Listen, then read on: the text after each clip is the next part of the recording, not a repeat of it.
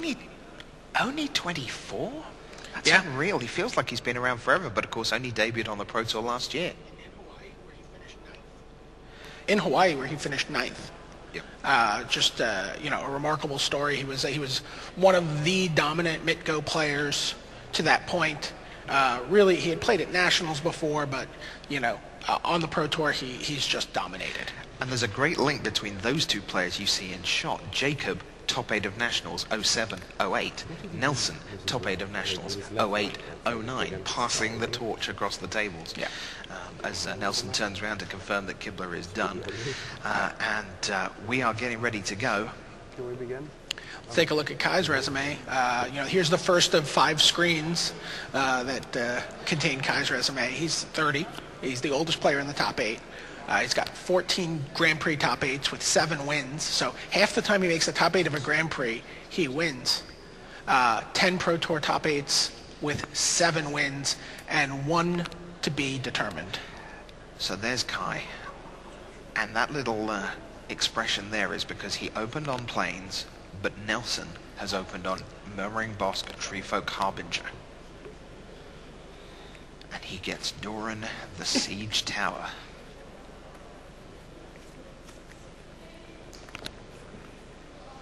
Nelson did not want to face Kai. Really did not. But he has battled back to 2 each.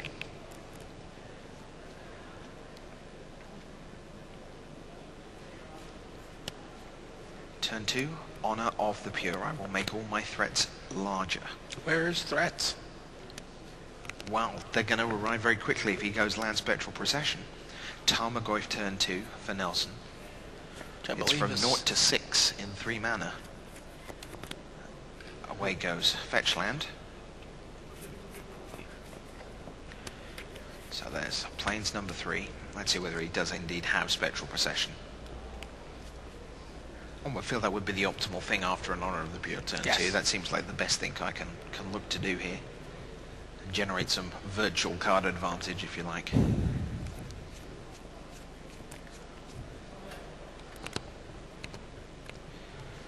One, two, three. Ta-da! 6 power flyers. There we go. Yep.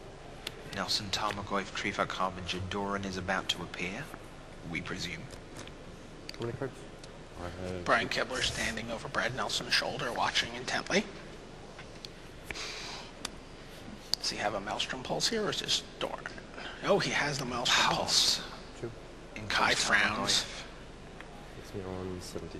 Go. Well, when you start with 6 and you have a plan of turn 2 Honor of the Pure, turn 3 Spectral Procession, there might not be an awful lot of plans left in the hand. Let's see what the next idea is. It's Knight of the White Orchid. Doesn't get to fetch a land. Lays Arid Mesa. Great with step lengths. Just a pain without. Maelstrom Pulse have just been so huge for Brad in this game.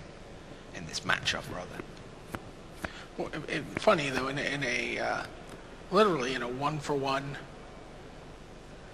way, he's just taking out Spectral Procession each time.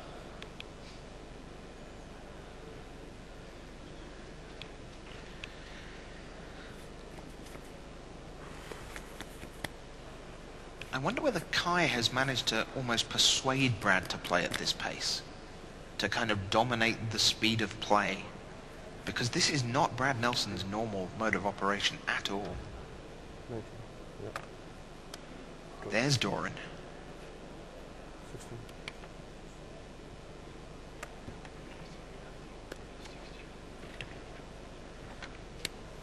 So Kai cracks his land end of turn.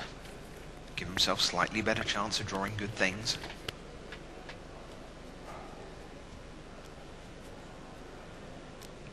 And he needs to. You've been around for pretty much all Kai's top 8s. And the well-known slogan, Kai does not lose on Sunday. But who has he lost to on Sunday? So he's lost to William Jensen, playing on the Rockefellers in Boston, 2003. Wow. Okay. And he lost to Bram Snepvangers, Right. local hero. at, Yep. I believe it was Pro Tour Barcelona. Okay, so that would be like 2001, something like that. But that's it. All other comers he has defeated. Tell you who else has beaten Kai Buller, though, on a Sunday. This is a bit of a cheat. But this is our coverage reporter, Toby Henker. He won his Grand Prix by beating Kai in the final. Oh, there's a Path to Exile Search. Sure. on the Dorian.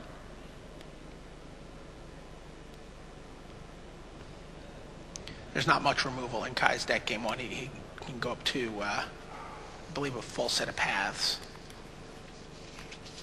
Very good friend of mine, Dave the Sutcliffe, Tigers. back in England, is also X&O lifetime against Kai Buddha. I would brag about that as well. If Yeah. I have not defeated him on the Pro Tour. No. We played against his team at Pro Tour New York 2001, and they were really good. Were they quite good, the They were Phoenix quite Foundation good. back then? We were very scared of playing them. So there's Knight of the White Orchid, Honor of the Pure, 5 land in play. Another Dorian. But this is a matchup where having land in play is not that big a deal for the white player like it is for Jacob in the teachings. Brad, meanwhile, has Tarmogoyf, Treefolk Harbinger, and Doran the Siege Tower.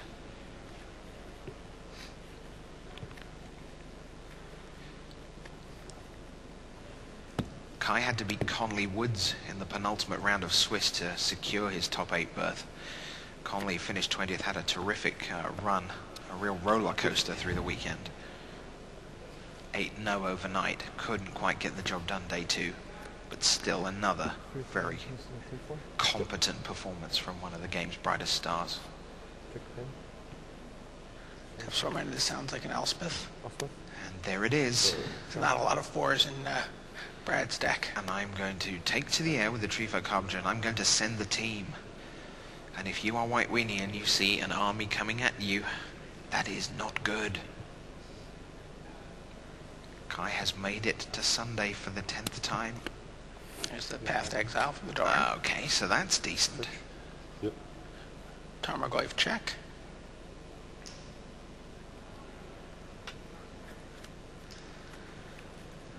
Nelson using the full art lands. Gets a forest. Elspeth seems pretty much like a deal breaker here for Kai. Yeah, large amounts of no fun. He's 3-4. He does not have anything to deal with that card in his sideboard. I thought you were There's no Oblivion Rings. There's no, he just has to outrace it. He does not look like he's in any position to do that. I'm not even sure what sequence of cards he could draw here that would. You can be certain that Kai knows what sequence of cards. Oh, right now, he's just mentally stacked the next 11 cards of his library. And there, through the lens, the 2 players going at it. No, it's like Elspeth. Kai attacks Elspeth. He has some removal set up over a couple of turns, I guess. So, step links. It's not That's one. overwhelming. Now, 1-2 step links. One card. One card. Brad is sitting there thinking, am I almost there? Oh. 1 treetop village in his bottom row.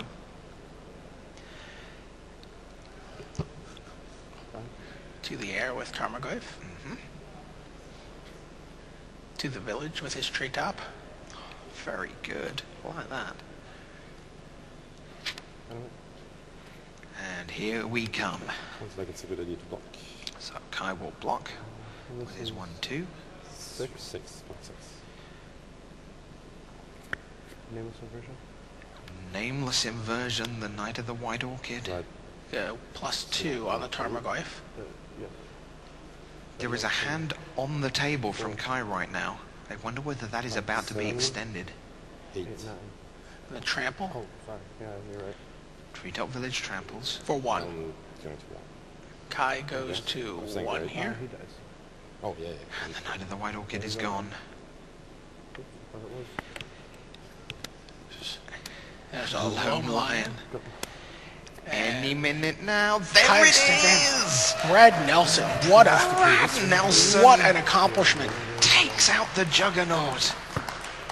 He looks cool. I guarantee you there is a heart in there that is beating very, very, very fast. Adds his name to the list that includes William Jensen and Bram Snapfingers as people who've beaten Kai Bude on a Sunday. Oh boy. Well, that's not the pack. That is just extraordinary magic. Oh, the And, pack. Yeah. and now Brad Nelson cracks a smile, and Kai has clearly enjoyed his return to the Pro Tour in a serious competitive way.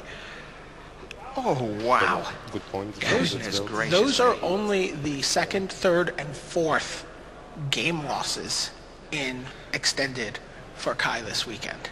What do you think? Wow. I kept Knightson on the play.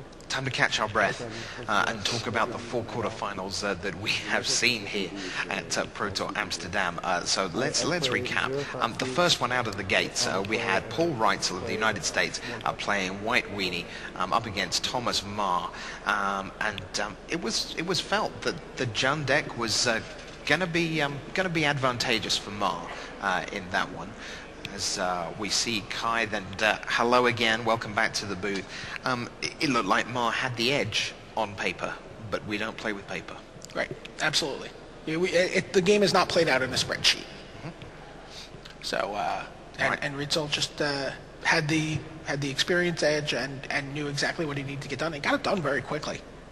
Indeed he did. So apologies to Mar fans. We weren't able to bring you any of that match on camera. But 3-0 to Paul Reitzel. Now he advances and he faces the winner of Brian Kibler and Michael Jacob. Well, as we know, the teachings just won out. And interestingly, we talked about mana. Maybe that was the curse. But Kibler struggled on mana a couple of times in that match. He did, and he doesn't have that deck. That deck can be a little mana light. It doesn't have the mana creatures that you normally want. People were very aware of the existence of the Punishing Fire Grove and the Burn Willows engine, which means you really don't want to have draws where you're going to be just, putting kindling on the fire, right? Like, oh, Noble Hierarch and Llanowar Elf, and you can just kill them for free, essentially.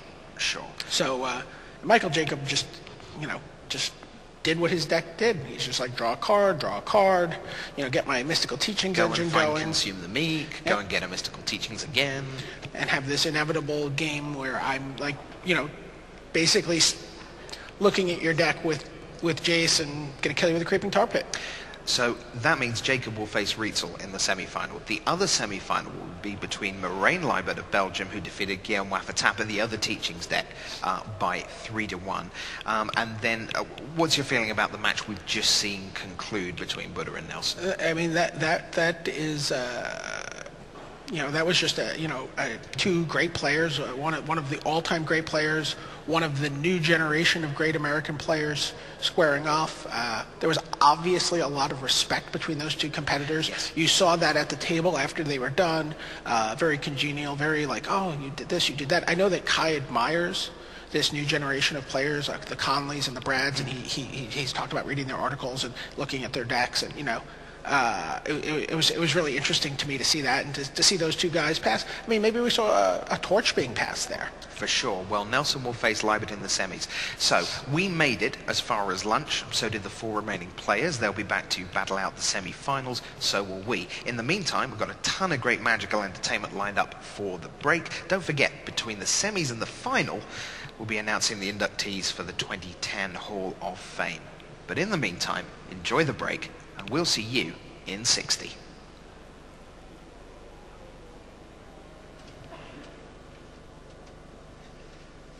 That is why we have a script to open and close things, because that went straight from us. Isn't just happening at PAX. It's happening on two continents at the same time. Let me tell you what happened this weekend here in Amsterdam. Just like you, we had a series of 5 puzzles set up during the day. Ours were scattered around the Amsterdam Convention Factory during the Magic the Gathering Pro Tour, a weekend-long tournament with a total prize payout of $200,000. A couple of hours from now, the tournament's top 8 will square off for the top prize of $40,000. But first, we had a party of our own. The 5 Amsterdam puzzles revealed the locations of a mysterious disturbance on our side of the planet, just like your puzzles did.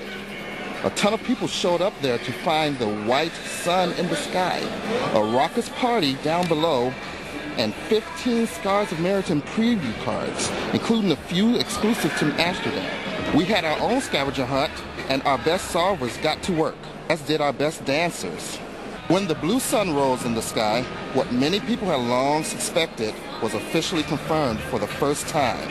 The Phyrexians were invading Meriton. 5 more Scars of Meridian cards were revealed, all of them from the Phyrexian faction. With the red sun ascendant, the party continued. And when the green sun rose, it was time to pick a side, Mirren or Phyrexian. Whichever side you are, you've got allies and enemies all over the world. Once everyone declared their allegiance, 5 challenge questions were asked, and 10 players, 5 from each side, earned the right to be champions. With the black sun in the sky, these 10 champions faced off in a series of duels. The players had to identify magic creatures. The first person to name a creature would deal damage to the other player until one was eliminated. In the end, the Mirrens were victorious in Amsterdam. The Mirrens now control enough charges to power the Lux Cannon. They've teleported them over to their compatriots on your side of the world. Can they keep them, or will the Phyrexians steal them away? Our party's over. Now it's up to you, Seattle. Good luck. Have a blast. Welcome to Tournament Center.